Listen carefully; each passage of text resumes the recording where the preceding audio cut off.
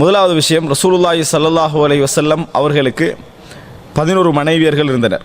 11 மனைவியர்கள் இருந்தனர். அதில் மாரியா அல் கிபித்தியா என்று சொல்லி எகிப்திய மன்னனால், அதாவது சிறை கைதியாக இருந்து ரசூலுல்லாஹி ஸல்லல்லாஹு அலைஹி வஸல்லம் அவர்களுக்கு அனுப்பப்பட்ட ஒரு பெண்மணியான மாரியத்துல் கிபித்தியா மனைவியா இல்லையா என்பதில் ஒரு கருத்து முரண்பாடு என்ன செய்கிறது இருக்கிறது. அல்லது சிறை கைதியாகவே ரசூலுல்லாஹி ஸல்லல்லாஹு அலைஹி வஸல்லம் அவர்கள் வைத்து கொண்டிருந்தார்களா என்பதில் ஒரு கருத்து முரண்பாடு இருக்கிறது.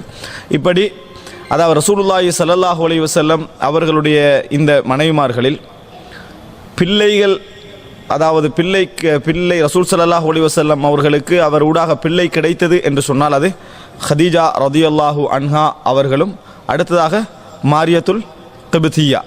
கிபித்தியான்னு சொன்னால் கிபித்தியர்கள் அப்படி என்று சொல்லக்கூடிய எகிப்துடைய, அதாவது மூல வம்சம், எகிப்துடைய மூல வம்சத்துக்கு வந்து கிபித்தியர் சொல்வார்கள். அந்த அதாவது கிபித்தியர்கள் என்கின்ற அடிப்படையில் அவங்க கிபித்தியான்ற பேர் என்ன செய்யும் வரும். அப்போ மாரியா மனைவியாக இருந்தாரா அல்லது அடிமை பெண்ணாக சிறை கைதியாகவே இருந்தார்களா என்பதில் ஒரு முரண்பாடு இருக்கிறது. எப்படியோ ரசூல் ஸல்லல்லாஹு அலைஹி வஸல்லம் அவர்களுக்கு பிள்ளை கிடைத்தது அப்படி என்று சொன்னால், பிள்ளை பெற்றெடுத்தார்கள் என்று சொன்னால் யார் மூலம்? ஒன்றில் ஹதீஜா ரதியல்லாஹு அன்ஹா அவர்கள் மூலம் 6 பிள்ளைகளும், மாரியா மூலம் ஒருவரும். ஹதீஜா ரதியல்லாஹு அன்ஹா அவர்கள் மூலம் 6 பேர் என்பதை இப்போ நம்ம விரிவாக பார்ப்போம். அதில் மாரியாவின் மூலம் கிடைத்த பிள்ளையுடைய பேர், நம்ம தான் ரசூல் ஸல்லல்லாஹு அலைஹி வஸல்லம் வரலாறு நல்லா படிச்சுக்கிறோம், அதனால் கன்ஃபார்மாக எல்லாரும் ஒத்தருடாமல் என்ன செய்வாங்க, அதில் சொல்லுவாங்கன்ற ஒரு நம்பிக்கை நம்மளுக்கு இருக்குது. அந்த அடிப்படையில் மாரியாவின் மூலம் கிடைத்த பிள்ளையுடைய பேர் ஒவ்வொரு பேராக சொல்லிட்டு போங்க, ஏதோ ஒன்று வந்துடும். இப்ராஹிம், பாரக்கல்லாஹு ஃபீக். இப்ராஹிம் தான் மாரியா என்ற பெண். அதில் கருத்து முரண்பாடே இல்லை, அதில் முரண்பாடே இல்லை. இப்ராஹிம் என்கின்ற பிள்ளை ரசூலுல்லாஹி ஸல்லல்லாஹு அலைஹி வஸல்லம் அவர்களுக்கு யார் மூலம்? அதாவது மாரியாவின் மூலம் தான் என்னது ரசூல் ஸல்லல்லாஹு அலைஹி வஸல்லம் அவர்கள் கிடைத்த என்ற செய்தி நம்ம என்ன செய்கிறோம், பார்க்கிறோம். அது அல்லாமல் ரசூல் ஸல்லல்லாஹு அலைஹி வஸல்லம் அவர்களுக்கு மற்ற பிள்ளைகள் அனைவரும் ஹதீஜா ரதியல்லாஹு அன்ஹா தான், அதாவது அந்த பிள்ளைகளுக்கு காரணமாக இருந்தார்கள்.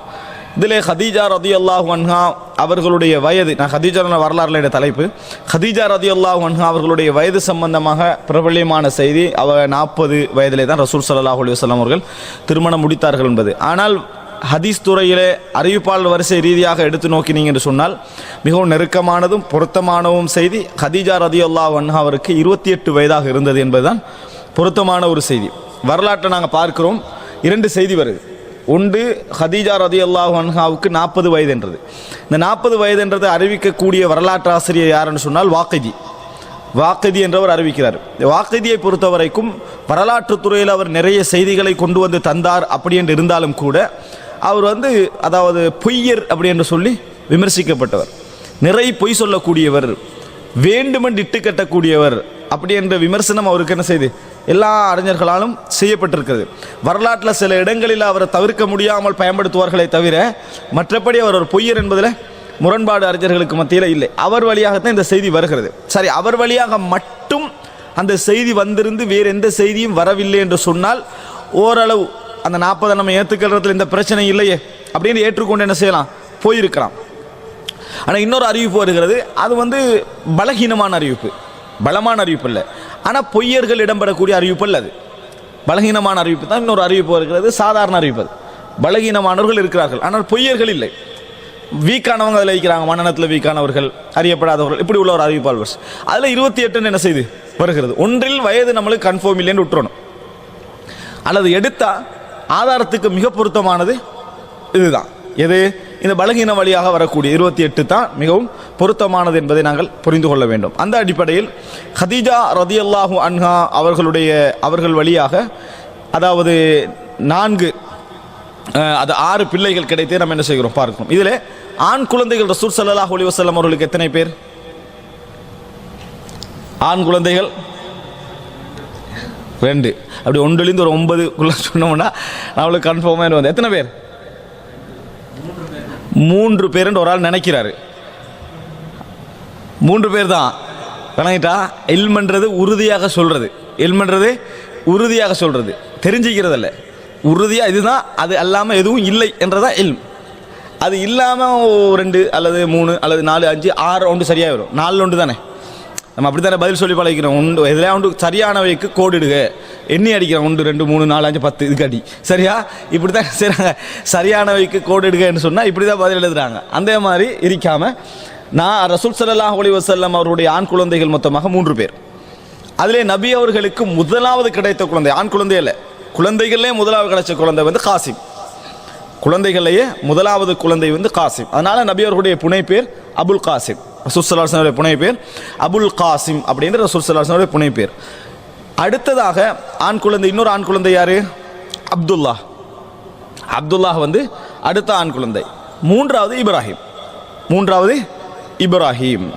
இதில் பெண் குழந்தைகள் ரசூல் ஸல்லல்லாஹு அலைஹி வஸல்லம் அவர்களுக்கு எத்தனை பேர்? 4 பேர். மொத்தம் 7, இது 3 போனால் கன்ஃபார்மாக பெண் குழந்தைகள் என்னது 4 தான் சரியா.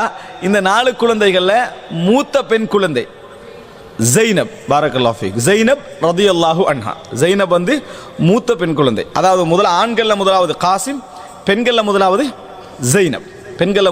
ஜைனப். பெண்களில் கடைசியாவது ஃபாத்திமா ரலியல்லாஹு அன்ஹா. ஃபாத்திமா ரலியல்லாஹு அன்ஹா தான் கடைசியாவது.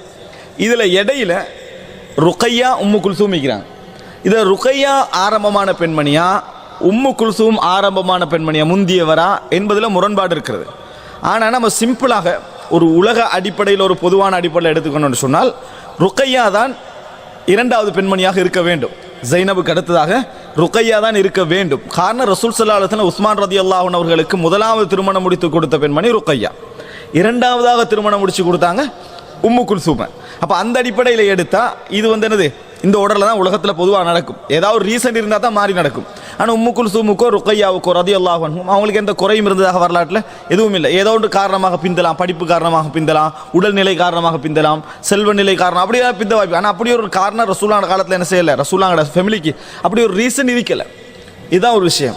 ஆனால் இது சம்பந்தம் ஒரு செய்தி இருக்குது, வல சுக்ரா அலல் குப்ரா. பெரிய பிள்ளை இருக்கிற நேரத்தில் சின்ன பிள்ளைக்கு திருமணம் நடக்கக்கூடாது அப்படின்ற ஹதீஸ் இருக்கிறது, லைஃபான ஹதீஸ். விளங்கிட்டா எப்படி ஹதீஸ் இருக்குது? வல சுக்ரா அலல் குப்ரா, பெரிய பெண்மணி வீட்டில் இருக்கிற நேரத்தில் சிறியவருக்கு திருமணம் முடிச்சு கொடுக்கக்கூடாது அப்படின்றது. இது இருந்தால் சிலருக்கு நல்லது, இந்த ஹதீஸ் சஹீஹா இருந்தால். சிலருக்கு அது பிரச்சனை. ஆனால் அந்த செய்தி என்னது, பலகீனமானது. இப்போ என்ன புரிஞ்சுக்கணும்னு சொன்னால், ரசூலுல்லாஹி ஸல்லல்லாஹு அலைஹி வஸல்லம் அவருடைய மூத்த மகளார் ஜைனப் ரலியல்லாஹு அன்ஹா, அடுத்ததாக ருக்கையா, அடுத்ததாக உம்மு குல்சூம், அடுத்ததாக ஃபாத்திமா. அப்போ மொத்தமாக 7 பிள்ளைகள். அதில் ஆண் குழந்தைகள் 3, பெண் குழந்தைகள் 4. இப்போ இந்த 4 பெண் குழந்தைகளை பற்றி தான் நம்ம என்ன செய்கிறோம், படிக்க போகிறோம்.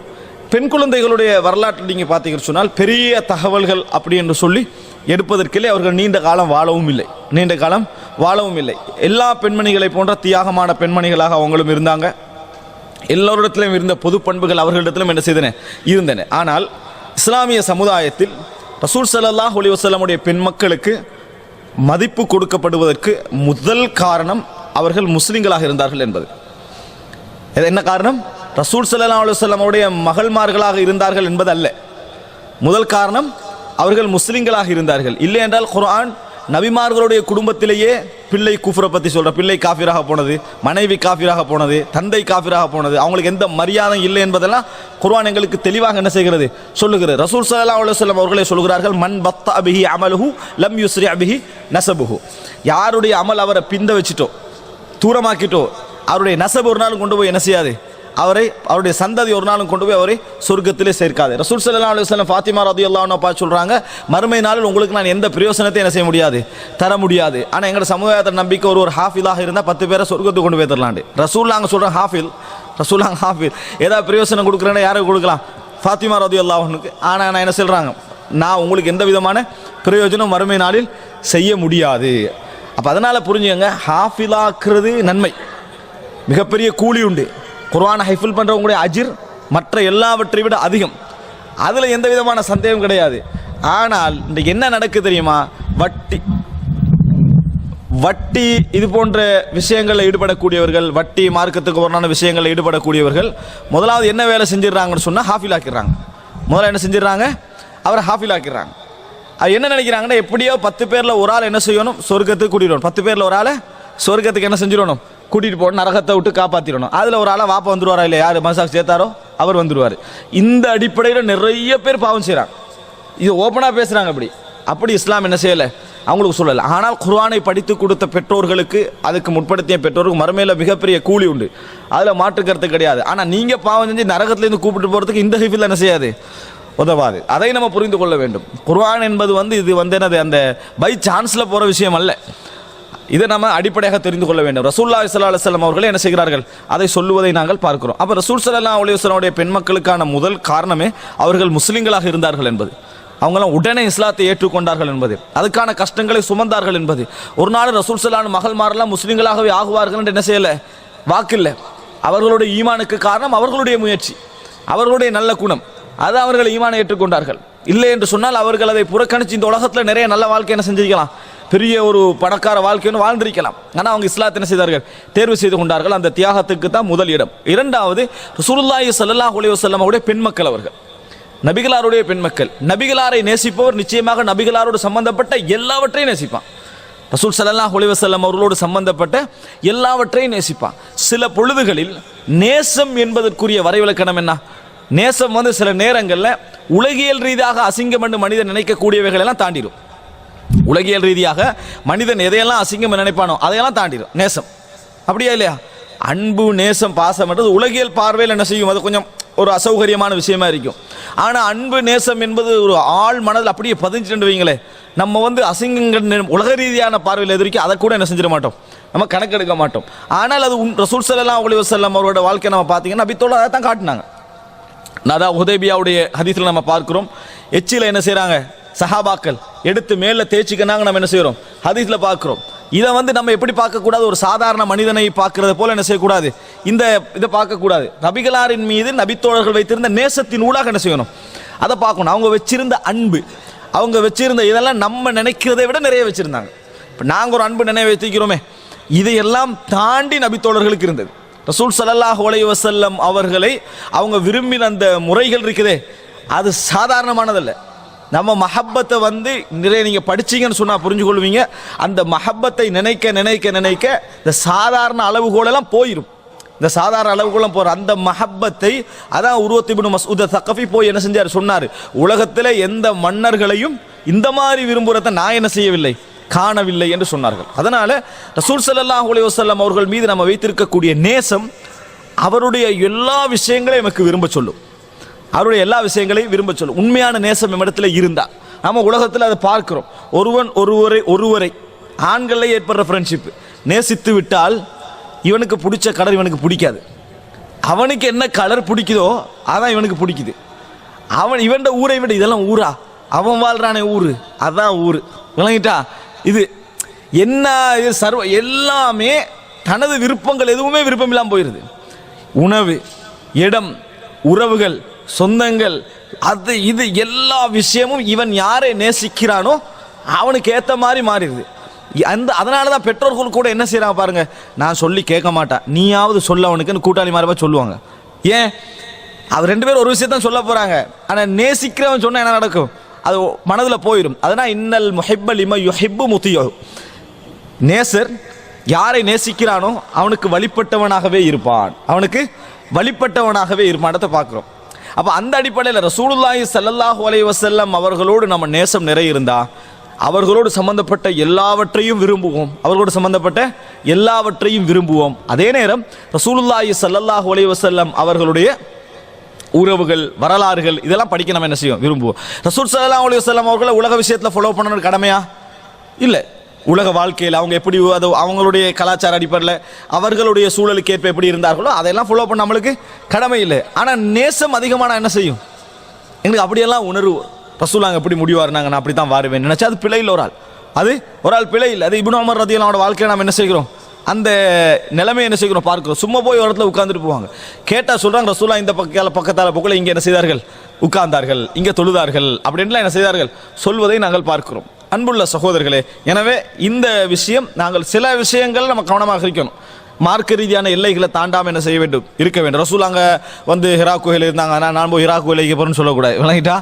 மார்க்க ரீதியான விஷயங்களை நம்ம கொஞ்சம் என்ன செய்யணும், ரசூலாங்க போட்ட எல்லைக்குள்ளே நின்றோம். ரசூலாங்க செஞ்சாலும் சில தடைகளை என்ன செஞ்சுட்டாங்க, போட்டுட்டாங்க, அதுக்கு நம்ம போகக்கூடாது.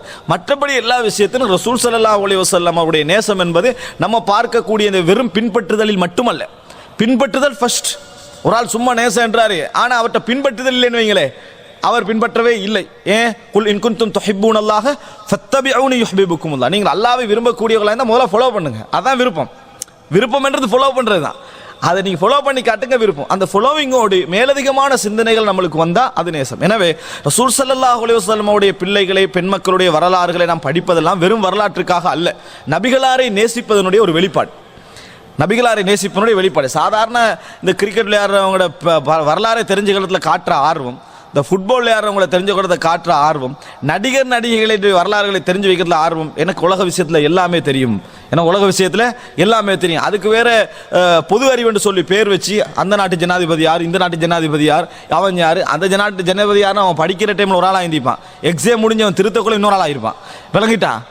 இப்படியான விஷயங்களெல்லாம் நம்ம பாடமாக்கி வைக்கிற நாங்கள் எதெல்லாம் ஒரு நேசத்துக்கும் நன்மைக்கும் உரிய வரலாறோ அதை படிக்க வேண்டிய கடமை நம்மகிட்ட இருக்குது. ஆனால் தலைகீழாக தான் என்ன செய்யுது இருந்து கொண்டிருக்கிறது என்பதை நம்ம என்ன செய்ய, நான் வேற விஷயங்கள் கேட்டு அட்டிச்சு சொல்லியிருப்பாங்க, ஆனால் இந்த விஷயங்கள்லாம் இருக்கலாம் இப்படித்தான் 4 8 10 சந்தேகமெல்லாம் என்ன செய்யுது இருந்து கொண்டிருப்பதை நம்ம பார்க்குறோம். அப்போ அதனால மஹப்பத் நேசம் என்ற பகுதி இருக்குது தானே, அது ரசூல் ஸல்லல்லாஹு அலைஹி வஸல்லம் வச்சு நீங்கள் யோசிச்சு பாருங்க. நம்மளுக்கு இந்த வரலாறு படிக்கணும் என்ன, மஹப்பத்தின் ஊடாக வர வேண்டும், தகவல் ஆர்வத்தின் ஊடாக அல்ல. நம்ம நிறைய தகவல்களை தெரிஞ்சு கொள்ளணும் என்ற ஆர்வம் பொதுவாக உங்களுக்கு எல்லாத்துக்கும் வரும், எல்லாவற்றுக்கும் வரும் அது. ஆனால் ரசூலுல்லாஹோட வரலாறு படிக்க என்ன வரும் தெரியுமா, மஹப்பத்தின் ஊடாக உங்களுக்கு வரணும். ரசூலுல்லாஹ் அங்கே எந்த மண்ணால் ஹிஜ்ரத் செஞ்சிருப்பாங்க, ரசூலுல்லாஹ் அங்கே வந்து எப்படி இருந்திருப்பாரு, இந்த விஷயங்கள் எதால வரும். ஏன் இமாம் திர்மிதி, அதாவது ஷமாயிலு திர்மிதி என்ற ஒரு ஷமாயில் முஹம்மதி என்ற ஒரு நூலை எழுதினார். நபிகளாருடைய ஷமாயில், அவருடைய உடலங்கம் எப்படி இருந்தது, அவருடைய குணங்கள் எப்படி இருந்தது, நடைகள் எப்படி இருந்தது, வீடு எப்படி இருந்தது, சிரிப்பு எப்படி இருந்தது, ஏன் எழுதினார்? அவருக்கு தான் எல்லா மார்க்க விஷயங்களையும் கொடுத்துட்டு இருப்பாங்களே. இன்றைக்குள்ள சிந்தனை எப்படி இருந்தால் அது தொகுத்திக்கவே மாட்டாங்க. நம்மளுக்கு தான் மற்ற விஷயம் முடிஞ்சுதே, இனத்துக்கு ஷமாயில்னு யோசிச்சிருப்பாங்க. ஆனால் அவங்க ஏன் தொகுத்தாங்க? மஹப்பத், அந்த நேசம், அதனுடைய வெளிப்பாடு நம்மகிட்ட என்ன செய்ய இருக்கு. எனவே நபிகளாருடைய வரலாறு படிப்பது, அவருடைய பெண் பிள்ளைகளுடைய வரலாறு படிப்பது, அவருடைய பிள்ளைகளுடைய வரலாறு படிப்பதெல்லாம் மஹப்பத்துடைய ஒரு பகுதி, நபிகளாரை நேசிப்பதுடைய ஒரு பகுதி என்பதை நாங்கள் புரிந்து கொள்ள வேண்டும்.